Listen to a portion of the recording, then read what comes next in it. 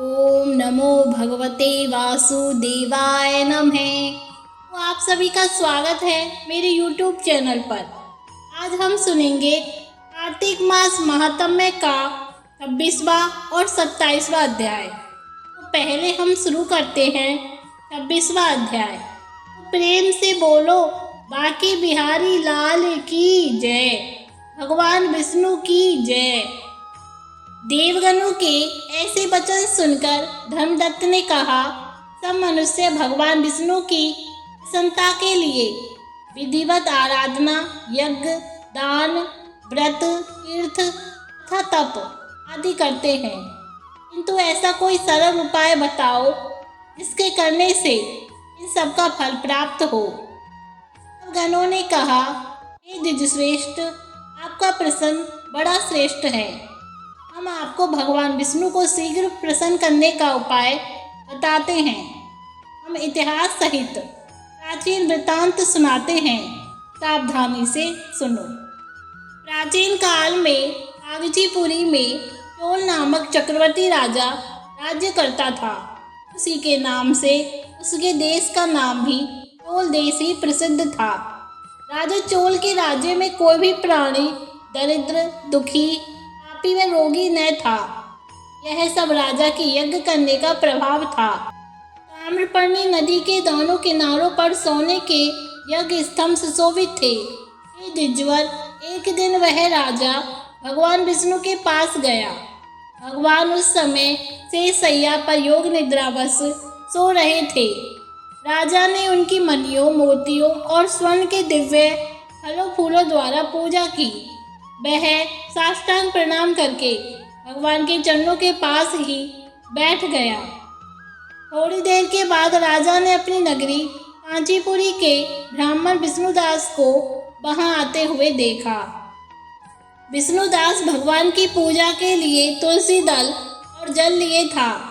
विष्णुदास ने वहां आकर भगवान को विष्णु सूक्त मंत्रों द्वारा स्नान कराकर मंजरी तथा दलों से उनका विधि पूर्वक पूजन किया।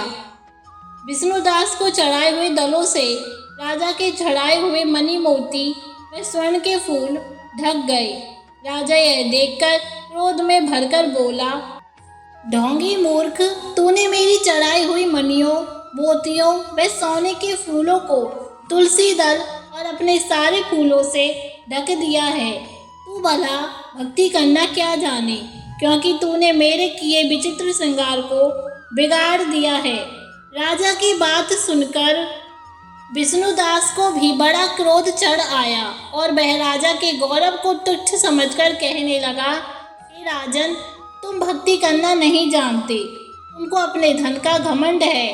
बताओ, आज से पहले तुमने भगवान के कितने व्रत किए हैं?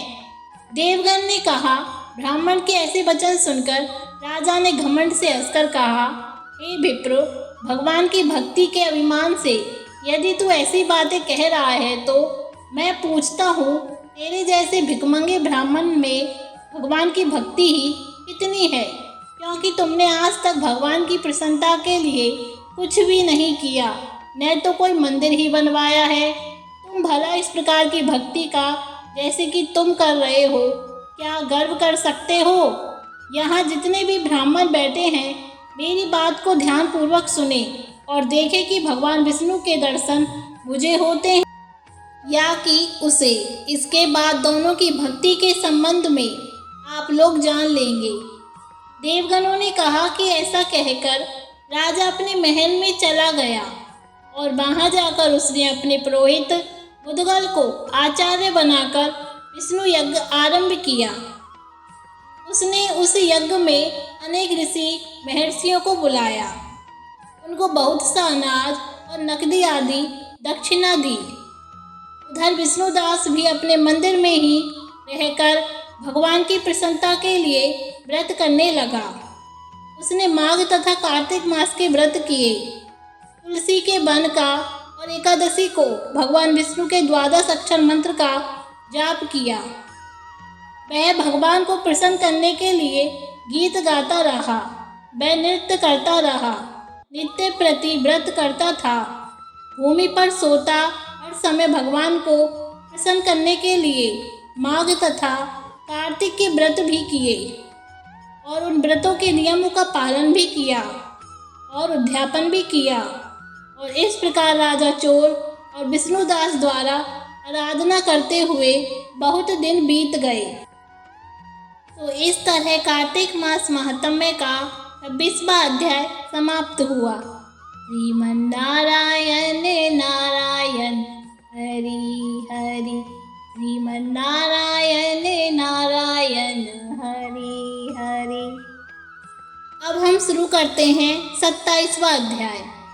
गणों ने कहा, विष्णुदास एक दिन भोजन तैयार करके भक्ति में तल्लीन था कि कोई उसका भोजन चुरा कर ले गया, लेकिन सायंकाल की आराधना हो सके और व्रत भंग न हो, इसलिए उसने उस दिन दोबारा भोजन तैयार नहीं किया।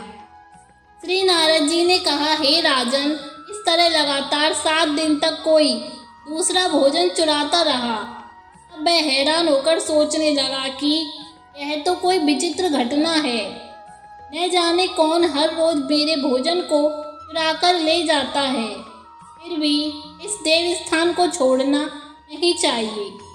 अगर मैं भोजन बनाकर खा लेता हूँ तो देर हो जाएगी और पूजा छूट जाएगी, अतः मुझे भोजन बनाकर तुरंत खाना नहीं चाहिए। बिना भगवान को भोग लगाने के वैष्णवों को भोजन नहीं करना चाहिए। अगर 7 दिन बिन भोजन के बीत गए तो आज का एक दिन और सही। आज मैं भली भांति भोजन की रक्षा करूँगा और देखूँगा कि हर रोज इसे कौन चुरा कर ले जाता है। ऐसा सोचकर विष्णुदास भोजन तैयार करके भोजन के पास ही छिपकर बैठ गया।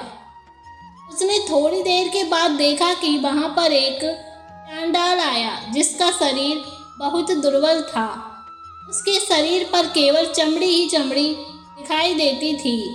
जब वह चांडाल भोजन चुराकर चल दिया तो विष्णुदास ने उसे पुकारा, हे भाई, यह रूखा भोजन ले जाकर क्या करोगे?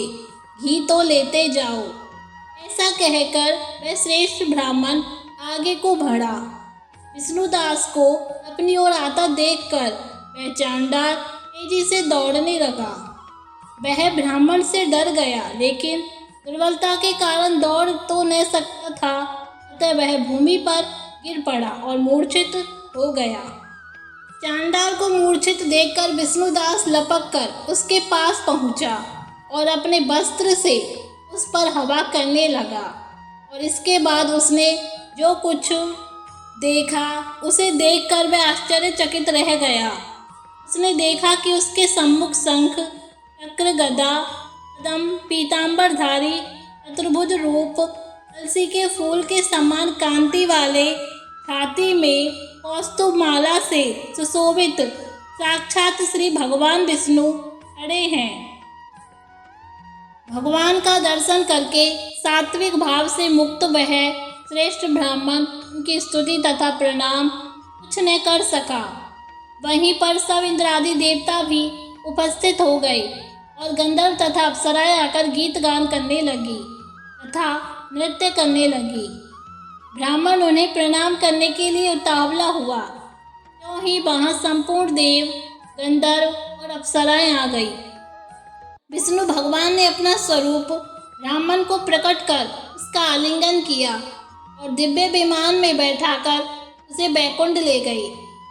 दिव्य विमान में ब्राह्मण को विष्णु के साथ जाते हुए चोल राजा ने भी देखा। उसने अपने गुरु आचार्य उद्गल को कहा कि